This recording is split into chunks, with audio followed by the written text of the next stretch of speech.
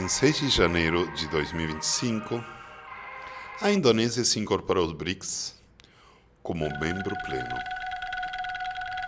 Outros países, como Cuba, Bolívia e Bielorrússia, foram incorporados na Cúpula de Kazan, realizada na Rússia, em 2024, somente como parceiros. Por que a Indonésia foi incorporada diretamente como membro, sem passar, digamos, por um período de experiência? A resposta poderia ser pela sua potencialidade de crescimento e sua importância geopolítica.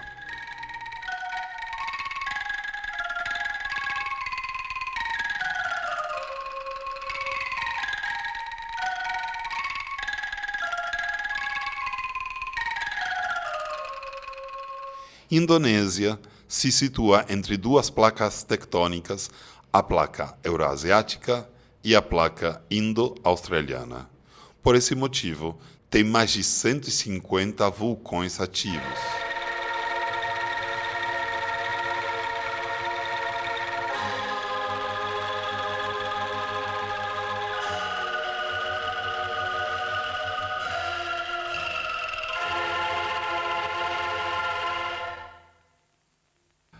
Há 74 mil anos, a explosão do vulcão Toba provocou uma mudança climática global tão brusca e severa que quase extinguiu as diversas espécies humanas que existiam naquele tempo.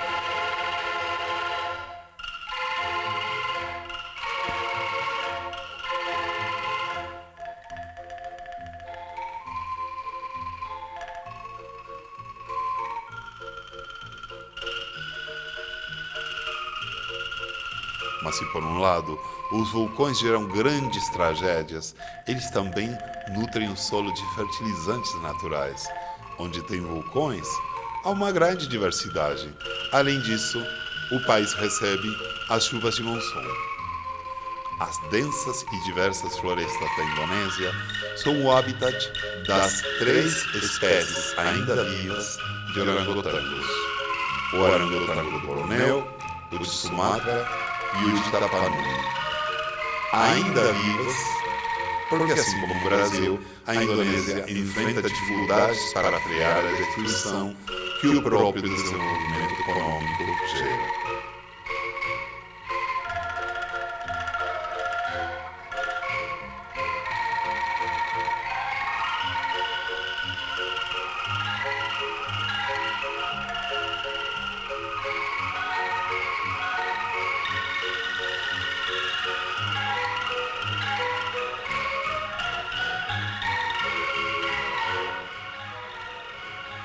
Há uns anos atrás, fui comprar um djembe, instrumento de percussão africano, numa loja de um importador na cidade de São Paulo. Olhando os diversos produtos, me chamou especialmente a atenção uns maracás belíssimamente decorados, com que eu interpretei como grafismos indianos.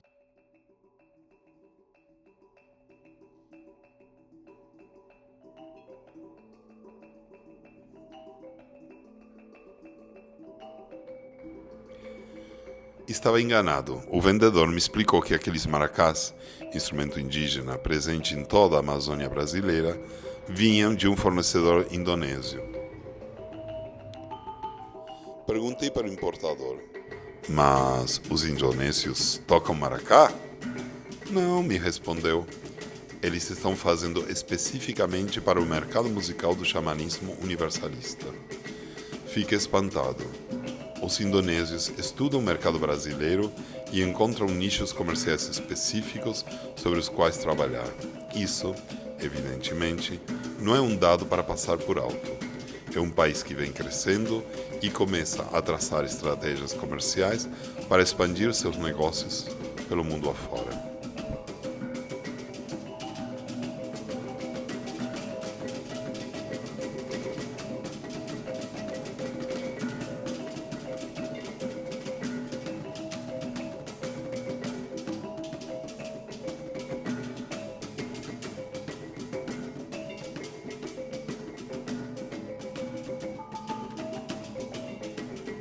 Em síntese, Não é por acaso que os BRICS acolheram a Indonésia de forma direta como membro pleno. Era algo já planejado com anterioridade devido à sua importância geopolítica e sua pujança econômica, inclusive pelo seu mercado interno, já que a Indonésia tem a quarta maior população mundial atrás apenas da Índia, China e Estados Unidos, com seus 284.973.643 habitantes.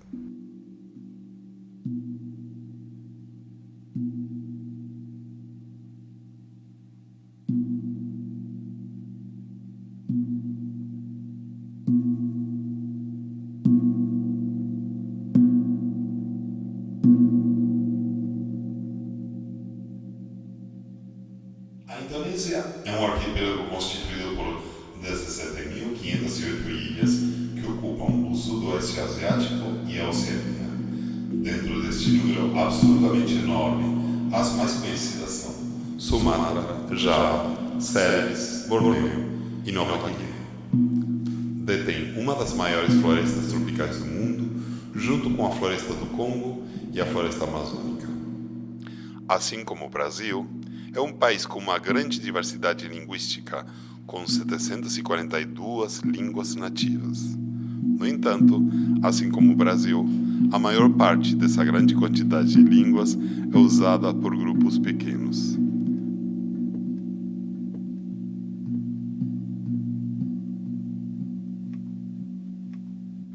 A língua oficial é o indonésio, derivado do malaio e que foi espalhado pelos comerciantes holandeses como uma língua franca. Comparando com o Brasil, é como se o português não tivesse ingressado no interior e ainda a língua dominante fosse o Nhengatu, uma junção de diversos dialetos do tronco tupi-guarani que foi criada pelos missionários dominicos e que era a língua mais falada até o século XVIII. A Indonésia, apesar de ter essas duas características semelhantes ao Brasil, isto é, um idioma oficial muito falado e muitos idiomas locais relacionados com culturas tradicionais, somado à predominância de um credo religioso, o Islã, apresenta uma representatividade muito maior dessas etnias na política nacional. Isto é constituído como um Estado pluricultural.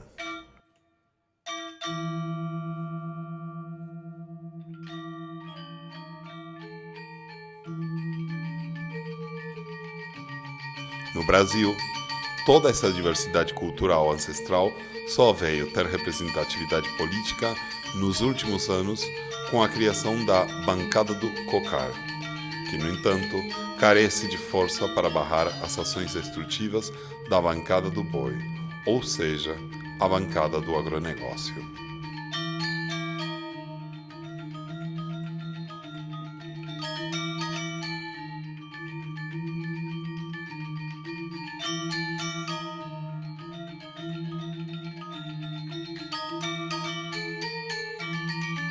Como exemplo de como outras culturas que não a muçulmana são importantes na Indonésia, devemos mencionar a ilha de Java, que é o ponto turístico mais procurado e que conta com um estilo musical que influenciou os rumos da música de concerto europeia, o gamelan, um tesouro da cultura budista.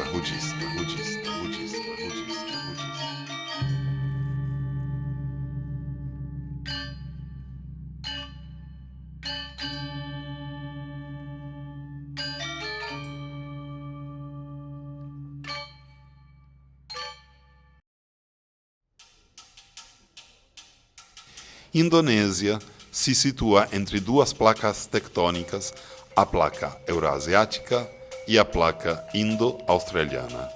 Por esse motivo, tem mais de 150 vulcões ativos. Há 74 mil anos, a explosão do vulcão Toba provocou uma mudança climática tão brusca que quase extinguiu as diversas espécies humanas que existiam naquele então. Mas se por um lado os vulcões geram grandes tragédias, eles também nutrem o solo de fertilizantes naturais. Onde tem vulcões, há uma grande diversidade. Além disso, o país recebe as chuvas de monção. As densas e diversas florestas da Indonésia são o habitat das 3 espécies ainda vivas de orangotangos: o orangotango do Bornéu, o de Sumatra e o de Tapanuli. Ainda vivas, porque assim como o Brasil, a Indonésia enfrenta dificuldades para frear a destruição que o próprio desenvolvimento econômico gera.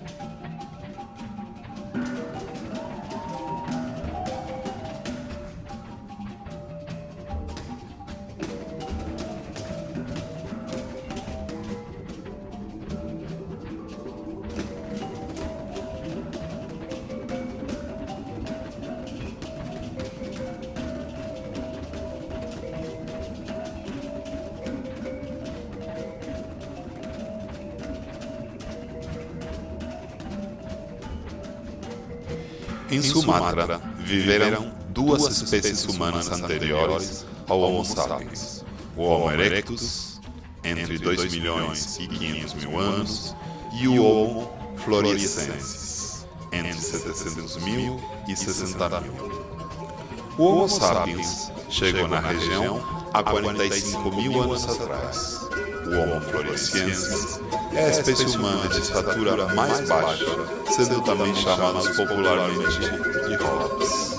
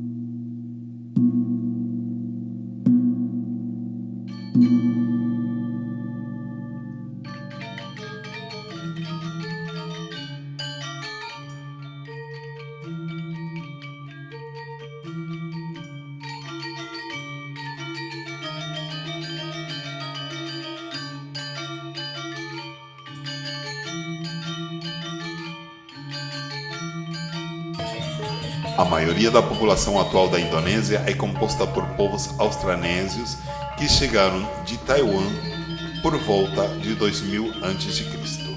Os nativos melanésios ficaram confinados às ilhas orientais.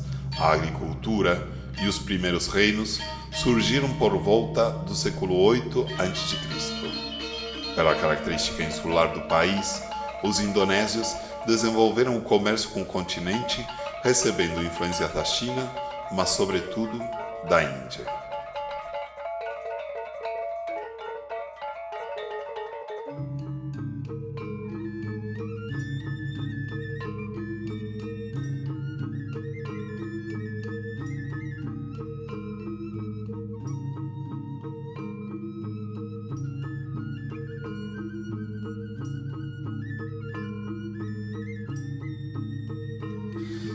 Desde o século VIII até o século XVI, predominaram os reinos hinduístas e budistas, como o reino Srivijaya, as dinastias Salyendra e Matara. No século XIII, foi fundado o reino Majapahit, mas é nesse século também que começaram a chegar comerciantes muçulmanos. O Islã se transformou na religião predominante das ilhas, assimilando características locais, e é hoje em dia a fé de 86,1% da população.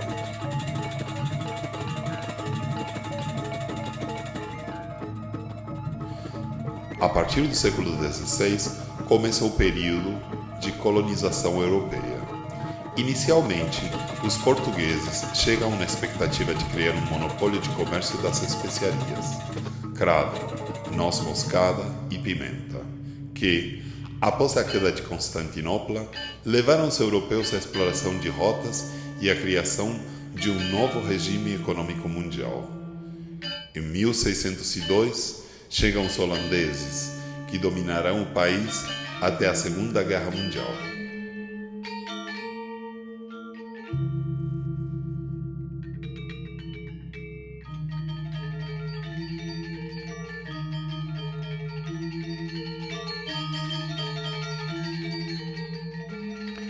Na Segunda Guerra Mundial, a Indonésia sucumbiu diante do poder do Império Japonês. Os indonésios viram os japoneses, de certa forma, como libertadores do jugo colonial europeu. A Holanda nada podia fazer porque eles mesmos foram dominados pela Alemanha nazista.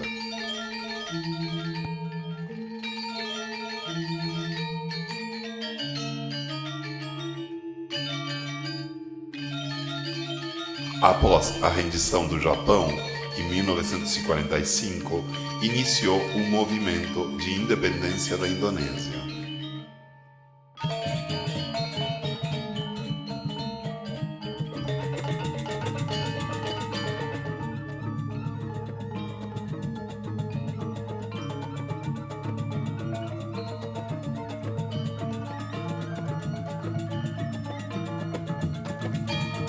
A Holanda tentou sufocar o movimento em um conflito que durou até 1949.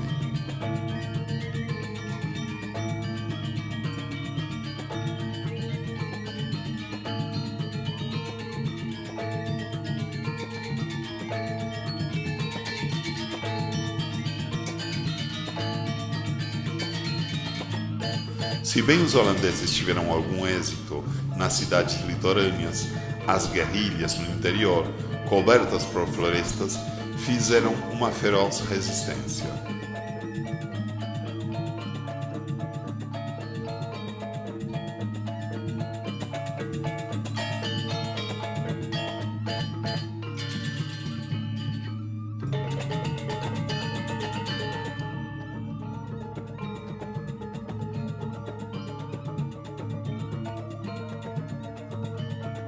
Em 1949, a Holanda reconheceu a independência indonésia por causa da pressão internacional.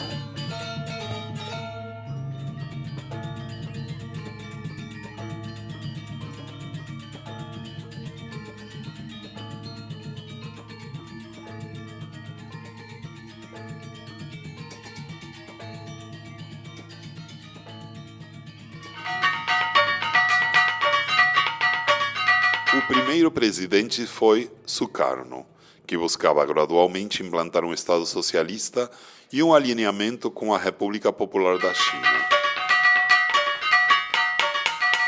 Em 1965, o exército sufocou uma tentativa de golpe de Estado cuja autoria foi atribuída ao Partido Comunista da Indonésia, de Sukarno.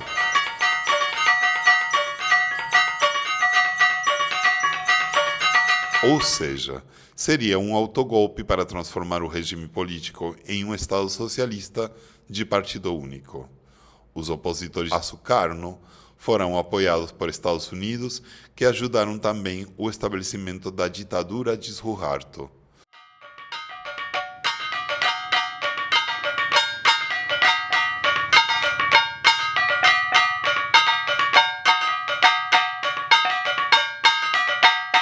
Suharto governou desde 1968 a 1998 e permitiu o investimento econômico ocidental que ajudou o desenvolvimento econômico, mas manteve um certo grau de colonialismo.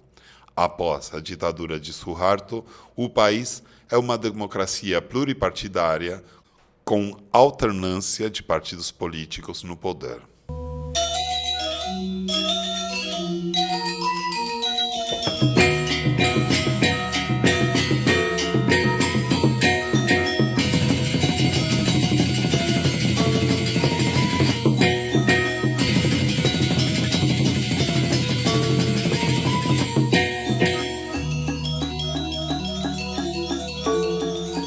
entrada da Indonésia nos BRICS tem a ver com a perda gradual da influência estadunidense e o estreitamento de laços com os países do leste da Ásia, notadamente a China. Nos últimos anos, a Indonésia apresenta um grande crescimento da sua capacidade industrial, como todos os países da região, que procuram autonomia do Ocidente e criam uma força econômica dinâmica e inovadora.